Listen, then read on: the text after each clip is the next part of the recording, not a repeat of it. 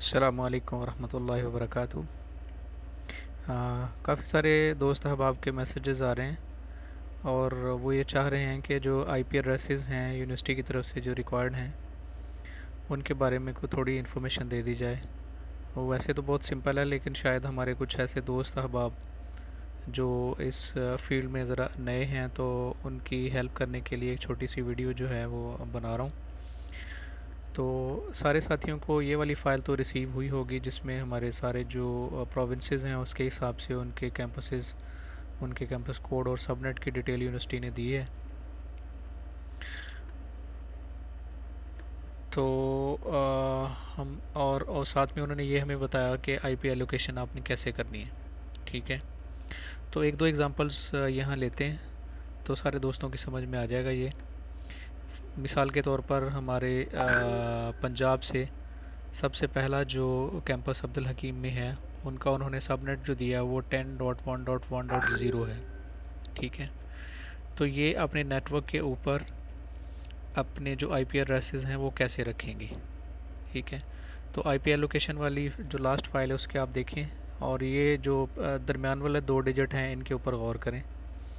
1.1 जो है जी, IP allocation के लिए आपने जो जो दरमियान वाले टू डिजिट हैं ना उनको फोकस करना है। मिसाल के तौर पे अगर कोई साहब हैं, लेट्स सपोज हम नीचे चले जाते हैं, वो फैसलाबाद कैंपस से हैं। ठीक है, फैसलाबाद कैंपस में उनका जो आईपी स्कीम वो दे रहे हैं 10.1.22। ठीक है, तो फ़तेह जंग वाले जो हैं उनकी 1.24 है। ठीक है, कोई एक एग्ज़ाम्पल हम ले लेते हैं। लेट्स सपोज ये गोजरा है। ठीक है, गोजरा में एक कैंपस है जी, ये 1.27 है।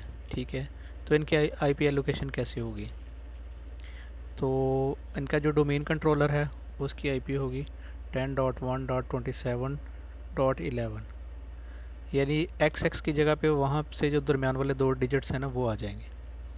इसी तरह जो एडिशनल डोमेन कंट्रोलर है उसकी आ जाएगी 10.1.27.12, और जो एग्ज़ाम सर्वर है उसकी आईपी आ जाएगी 10.1.27.13। बैकअप एग्ज़ाम सर्वर जो है वो 10.1.27.14। फाइल सर्वर जो है ये कुछ इजाफी उन्होंने दिए हुए हैं। अगर आपके पास ये मौजूद हैं ठीक है, नहीं है तो कोई मसला नहीं। आपके पास जो N V R D V R है उसकी आई पी देंगे आप 10.1.27.10। और इसी तरह आप जो डी एन एस है ना, ये डी एन एस आपका डोमेन का और जो एडिशनल डोमेन है वो आएगा। ठीक हो गया, यानी अगर आपने जो डी एन एस देना है अपने क्लाइंट्स के ऊपर, ठीक है, तो आप देंगे ये वाला 10.1.27.11 और 10.1.27.12। अच्छा जी, इसी तरह गेटवे जो है, गेटवे बनता है आपका 10.1.27.8। ठीक है जी, तो ये आपकी आईपी स्कीम होगी। अगर कोई साहब लेट्स सपोज केपीके से हैं, केपीके वालों की जो है वो कोई भी एक फ़र्ज़ करें ये कोहाट का कैंपस है, तो इनकी है जी 4.4। तो बाकी ये सारी स्कीम यही रहेगी। ठीक है, तो ये कोहाट वाले 4.4, इनके जो है 1.27 की जगह पे 4.4 आ जाएंगे। लेट्स सपोज कोहाट वाले जो साहब हैं वो आई पी एड्रेस देंगे 10.4.4.11, 10.4.4.12, 10.4.4.13 एंड सो ऑन। ठीक है, अच्छा, अगर कोई साहब ऐसे हैं जिन्होंने अपनी डोमेन, अपना एग्ज़ाम सर्वर बग़ैर आईपी एड्रेस दिए या नॉर्मल आईपी एड्रेस को पहले से दिए हुए किसी भी रेंज सीक्वेंस में देकर उन्होंने डोमेन और एग्ज़ाम सर्वर कॉन्फ़िगर कर लिए हैं, तो परेशान होने की कोई ज़रूरत नहीं है। सिंपली जो है वो चंद स्टेप्स फॉलो करें। वो क्या करना है आपने, सबसे पहले आप डोमेन कंट्रोलर का आईपी एड्रेस चेंज करें। ठीक है, और उसके बाद जो है आप उसको रीस्टार्ट करवा दें।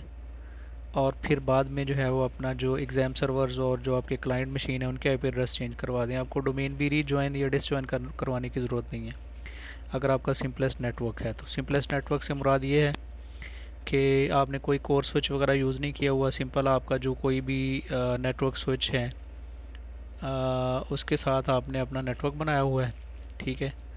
और कोई कम्प्लेक्स कोर स्विच और फायरवॉल वगैरह नहीं लगी हुई, तो ये बहुत ही सिंपल है, कोई इसमें परेशानी वाली बात नहीं है।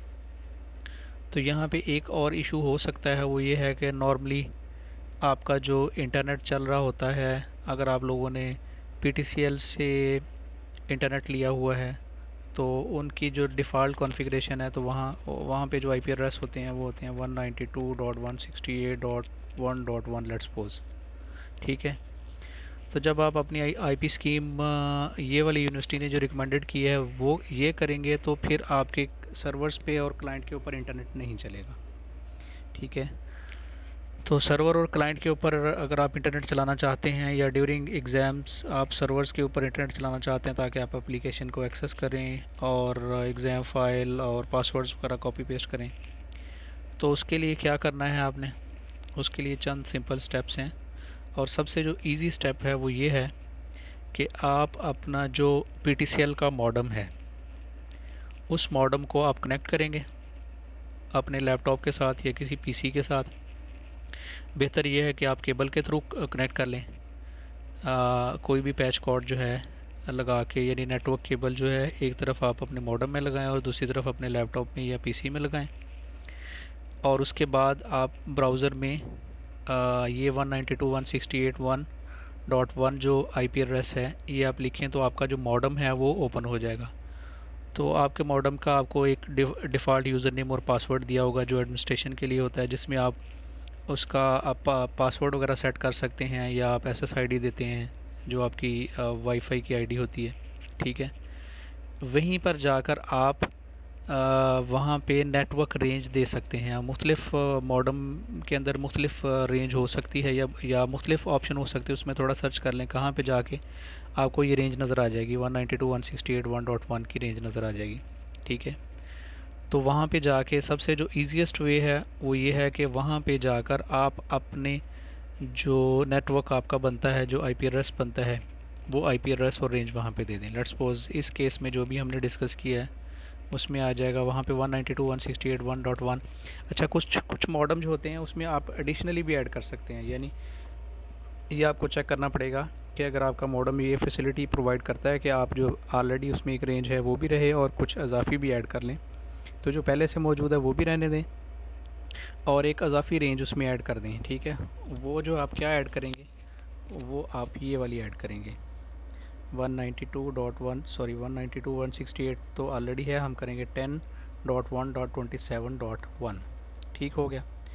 जब ये रेंज आप ऐड करेंगे उसके अंदर और उसमें नीचे फिर सबनेट दे देंगे, तो फिर जो है आपका ये मॉडम और आपका जो नेटवर्क है वो सेम आईपी स्कीम के ऊपर आ जाएगा। और फिर आपको अपने नेटवर्क के ऊपर इंटरनेट चलाने के लिए कुछ और भाग दौड़ नहीं करनी पड़ेगी। सिंपल ये है कि ये जो गेटवे है आप अपने क्लाइंट या सर्वर के ऊपर ऐड कर देंगे तो आपका नेट चल जाएगा। That's it. Thank you very much. Have a nice day.